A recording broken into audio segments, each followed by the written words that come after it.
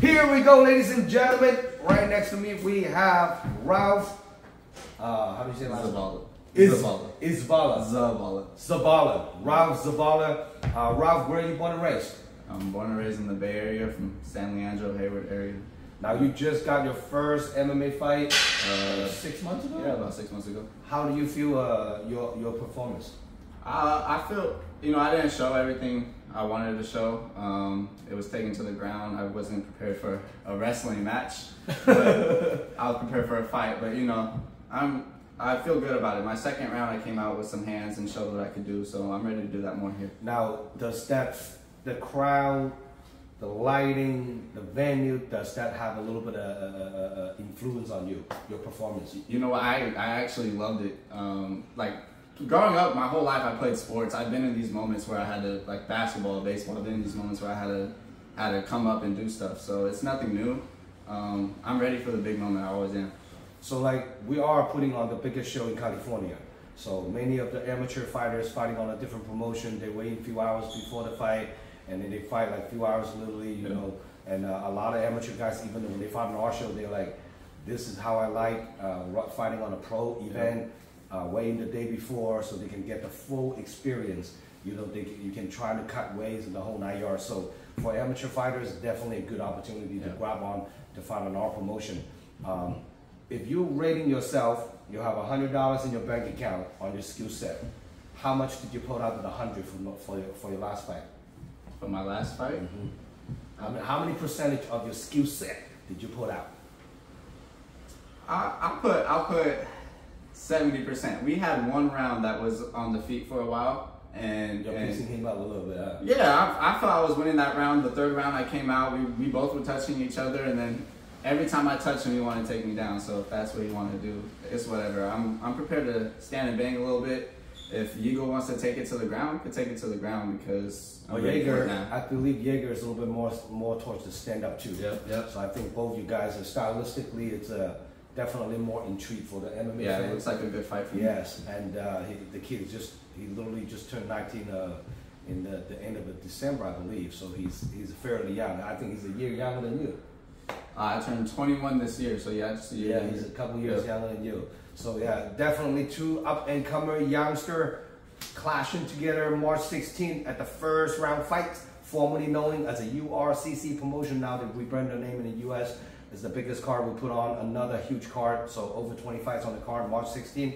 Making sure you guys don't listen out. Now when you're watching Jaeger's fight, he's just coming off a TKO loss down in LA against a really tough seasoning opponent. I'm not sure you have a chance to watch him the fight.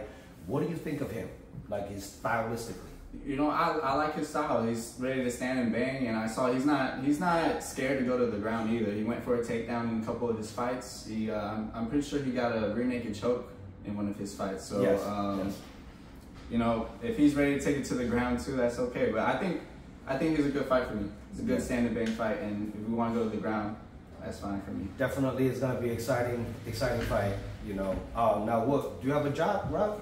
I work where I train at. This is what I want to do. This is all I'm doing every day, all day. This is what I'm here for. So you actually not really fighting as for just one of those bucket lists. You actually want to make this out of your career. No matter how anything goes, this is what I want to do. I want to fight and I want to be here. That's pretty awesome. Who is your favorite UFC fighter? I like McGregor a lot. I just like how he talks. I like how he fights. I like the little cockiness, and I'm here for it. But you're not cocky though.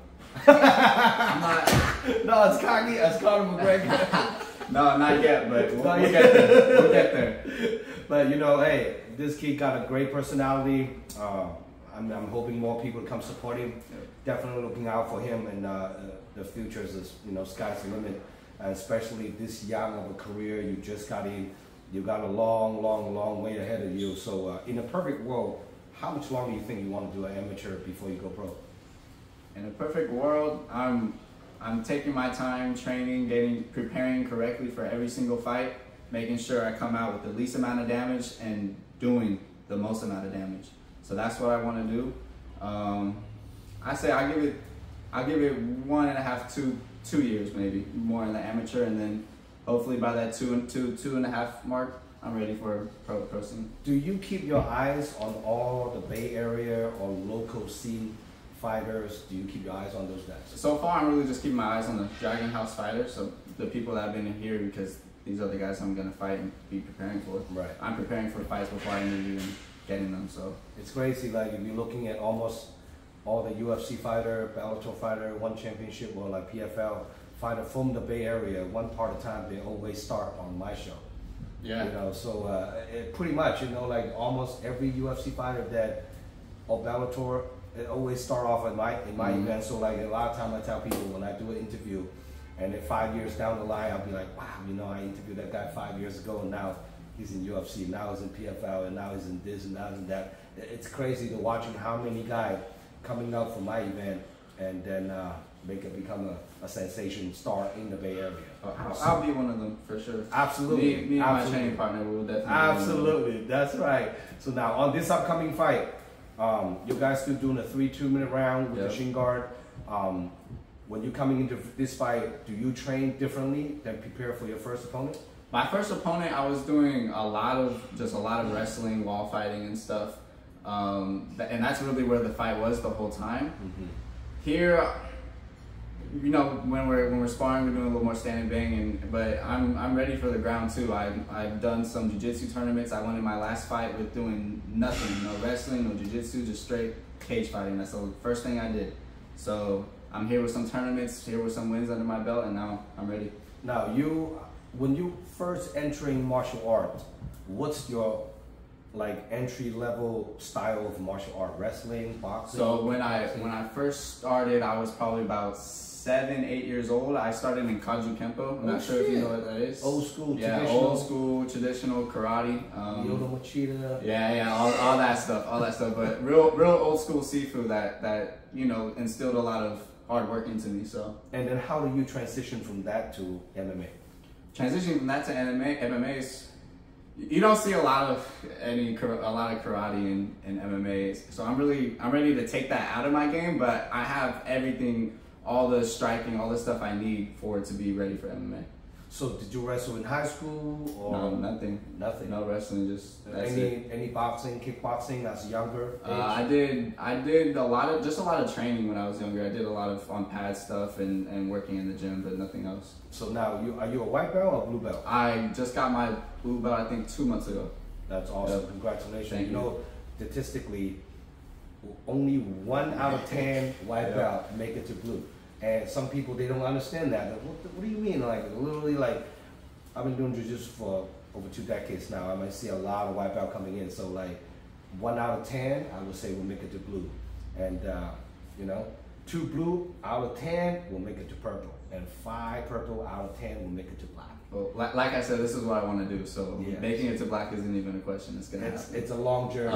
Long journey, but it's gonna happen. That's awesome. Any special loved one, training partner, coaches, sponsors, supporters that you want to shout out to? Honestly, just everybody, my family, my coaches, my training partner, my main training partner here, Gunnar Somerset. He's getting ready for a fight, going to get that title fight, and you know we're all ready. Thank you to everybody. Now I know your coach is talking to me about maybe in the future, next fight June, you're probably going to move down to 135. Yeah. So now this fight's 145. What do you walk around weight right now? I walk around weight just about 150, 155. I really just fluctuate right there. I'm definitely ready to go down to 135. I just want to. The last fight was my first weight cut, so it's not. Never had before. Never had a weight cut before, so I want to do another weight cut, see how I feel again. I did some weight cuts for jiu-jitsu. And yeah, so I just want to do some more weight cuts and then we'll go down to 135 pretty soon. That's pretty good. I'm sure all the 135 are out there. Keep the eyes on this upcoming fight. We have a lot of 35, 45s on this card. Everyone in the locker rooms, beside who they're going to fight, they're probably going to have to stare each other out like, oh, this guy's 45. No, you 35? Wait. It's going to be interesting. So for more information about this upcoming event, check out DragonHouseMMA.com. Visit the live stream pay-per-view nationwide. So if you can make it, order your pay-per-view voucher from DragonHouseMMA.com.